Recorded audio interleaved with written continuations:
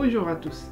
Tout d'abord, avant de commencer notre vidéo, nous tenons mes collègues Atou Mohamed, Darmoui Mohamed, Faqih Khaili Abdel Hafid et moi, Idili Suleiman, à remercier infiniment notre cher professeur M.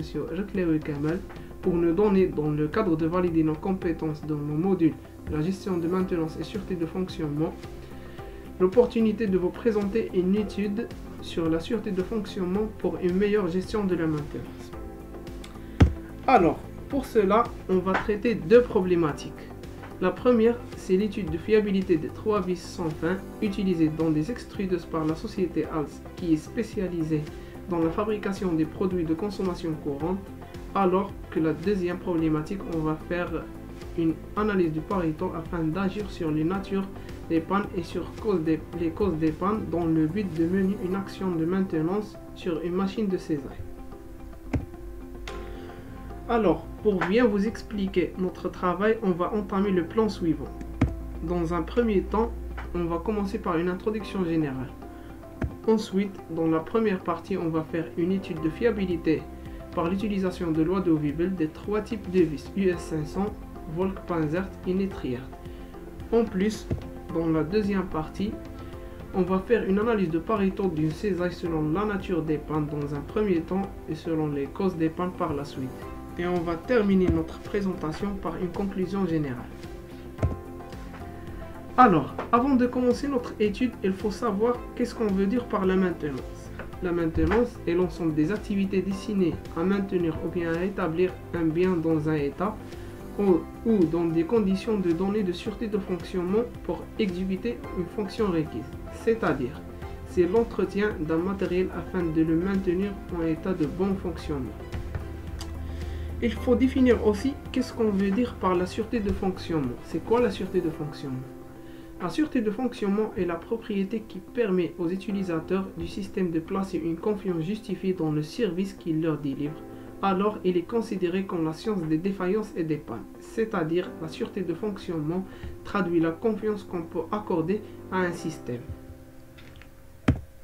Donc, passerons à la première partie qui se déroule sur l'étude de fiabilité de ces 3 types de vis, en utilisant bien sûr la loi de Wiebel afin de choisir un vis d'améliorer et aussi pour améliorer la politique d'achat. Alors, comment on va choisir ce vis et pourquoi? Pour répondre à cette question, je vais passer la parole à mon cher collègue Darmoui Mohamed. Merci mon cher collègue Suleiman. Donc, pour répondre à ces questions, il faut expliquer d'abord la loi de Wiebel. La loi de Wiebel est le modèle le plus général utilisé en maintenance qui couvre les cas dans lesquels le taux de défaillance est variable. Soit il est décroissant, c'est-à-dire la période de jeunesse, ou bien croissant, la période de vieillissement. Son exploitation, il fournit une estimation de la MTBF, Mean Time Between Failure, les équations de la fiabilité R de T et de la taux de défaillance lambda T et le paramètre de forme bêta. Pour appliquer la loi de Wiebel, on commence par la préparation des données. C'est une étape qui consiste à trier d'une manière croissante les données à traiter. Ensuite, pour calculer la fonction de défaillance f de t, on applique la méthode des rangs médians, parce que la taille de notre échantillon est inférieure à 20 pour les 3 types de vis. On trace le nuage de points, on obtient une courbe de tendance droite, ce qui veut dire que gamma égale à 0. Gamma, c'est le paramètre de position qui fixe l'origine de l'étude et définit donc un changement d'origine dans l'échelle des temps. À partir de l'équation de la droite tangente, on peut extraire 2 paramètres de la loi. Le paramètre bêta qui détermine la forme de la distribution f de t des défaillances et le paramètre nu qui est la caractéristique de vie. On trouve bêta égale à 2,22. Ce qu'on peut retenir de cette valeur est que le taux de défaillance associé à ce vis est croissant. Donc, d'après la courbe en baignoire, ce vis est dans sa période de vieillissement. Donc, on obtient une estimation de la fonction fiabilité qui s'écrit sous forme R de t égale à exponentielle moins t sur 2003 à la puissance 2,22.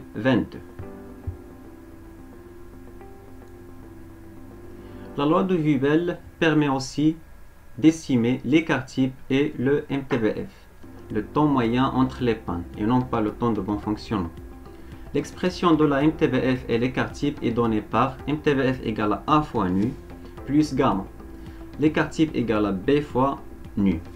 Avec A et B sont des constants à déterminer à partir du tableau donnant ces constants en fonction de la valeur bêta. On trouve d'après le tableau que A égale à 0,88 et B égale à 0,42. On obtient un MTBF égal à 1773 et l'écart type égal à 851. Par la suite, on peut calculer le taux de défaillance et la durée de vie associée à un seuil de fiabilité fixé. Alors pour obtenir avec une fiabilité de 90%, le vis US500 a une durée de vie qui vaut T égale à 727 heures.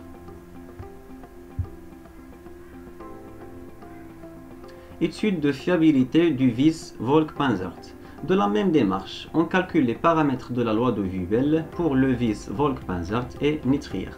Concernant le paramètre bêta, on obtient bêta égale à 1,38 pour le vis Volk-Panzert, ce qui veut dire que celui-ci est aussi dans sa zone de vieillisse.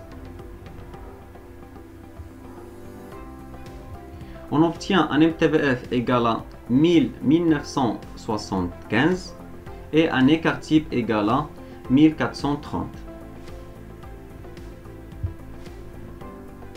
La durée de vie associée à un seuil de fiabilité fixé, 0,9, est égale à T égale 426 heures.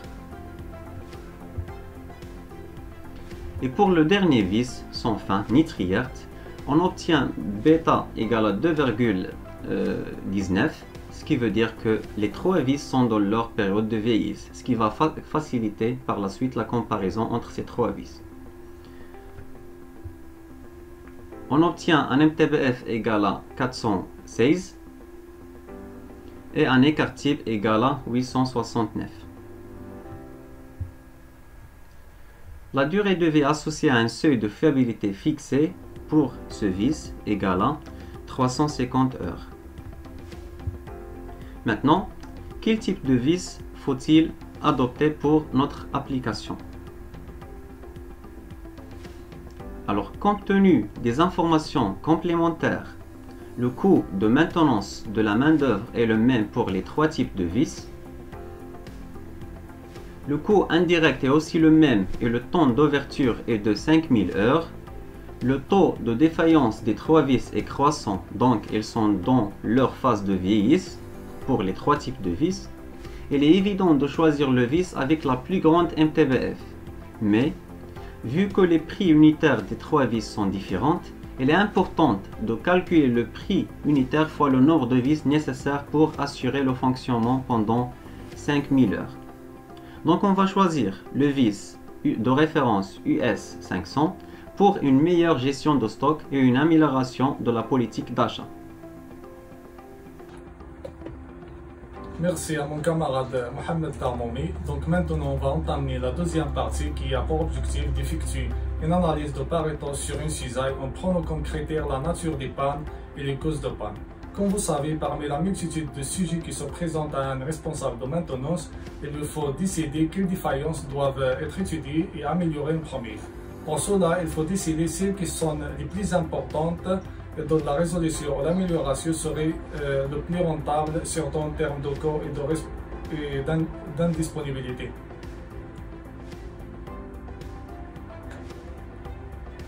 Là où la méthode ABC intervient, elle permet l'investigation qui met en évidence les éléments les plus importants d'un problème afin de faciliter les choix et les priorités.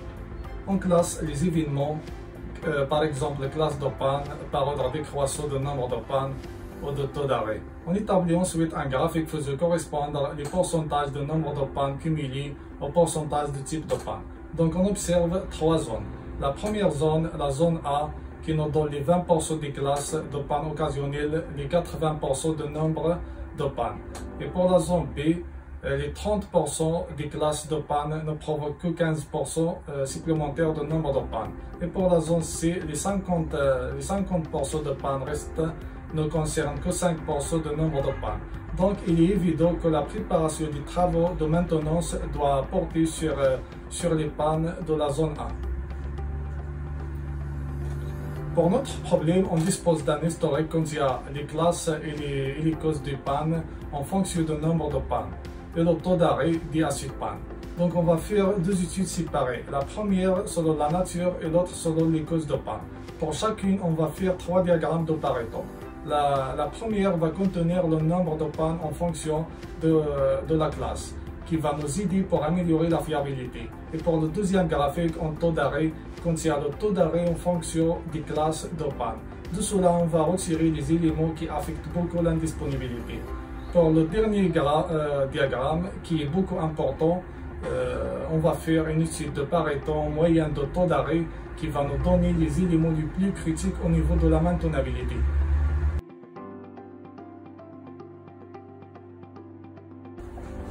Donc, pour l'étude selon la nature des pannes, on a extrait de l'historique le tableau suivant contenant le nombre de pannes, le taux d'arrêt et la moyenne de taux d'arrêt.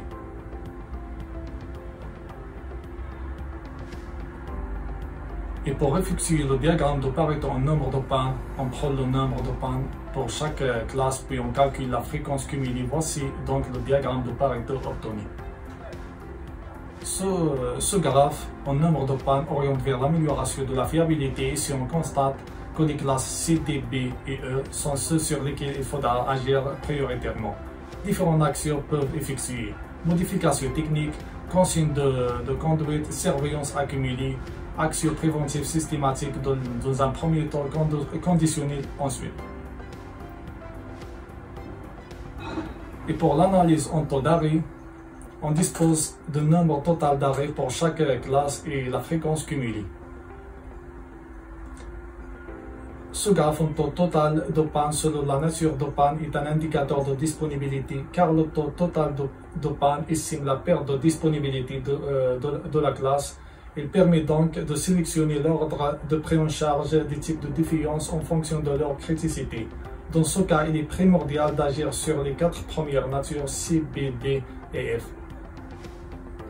Et finalement, pour les classes de panne, on va effectuer l'analyse de Pareto en moyenne de taux d'arrêt.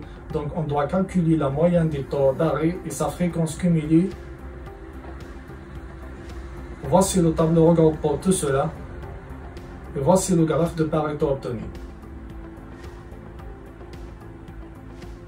Ce graphe en moyenne de taux d'arrêt oriente vers la maintenabilité, c'est-à-dire l'amélioration de l'aptitude à la maintenance. Ici, les classes B, A et C présentent environ 50% de difficultés de réparation. Et après l'analyse de Pareto en moyenne de taux d'arrêt, nous proposons aux classes critiques les solutions suivantes: la non-utilisation des composantes commerciaux à l'approvisionnement difficile, par exemple un seul fournisseur, la logistique, moyen de dépannage, de manutention, l'organisation de la maintenance, gamme d'intervention, formation des personnels et l'échange standard, et finalement l'amélioration de la maintenabilité, l'accessibilité et la conception modulaire. Et maintenant, je vous laisse avec mon camarade Adson qui va faire l'analyse de Pareto selon les causes des pannes. Merci Abdelhafid pour me donner la parole. Maintenant, on passe à l'analyse de Pareto. Prenons comme critère les causes des pannes sur les mêmes machines. Nous avons récupéré de défaillance pour les différentes causes. Le traitement de l'historique est visualisé dans le tableau suivant.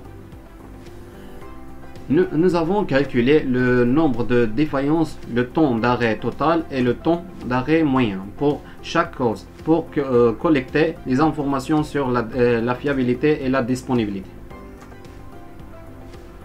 On commence par le diagramme de Pareto en nombre des pannes.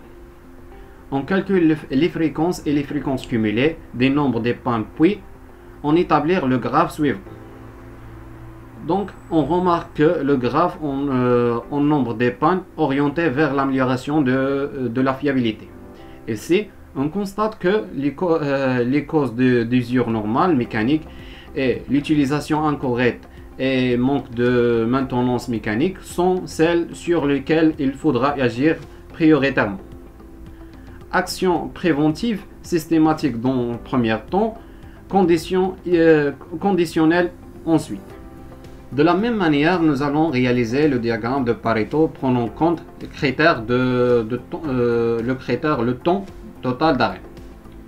Le graphe en temps total d'arrêt est un indicateur de disponibilité car le temps total d'arrêt estimait la perte de disponibilité de chaque cause.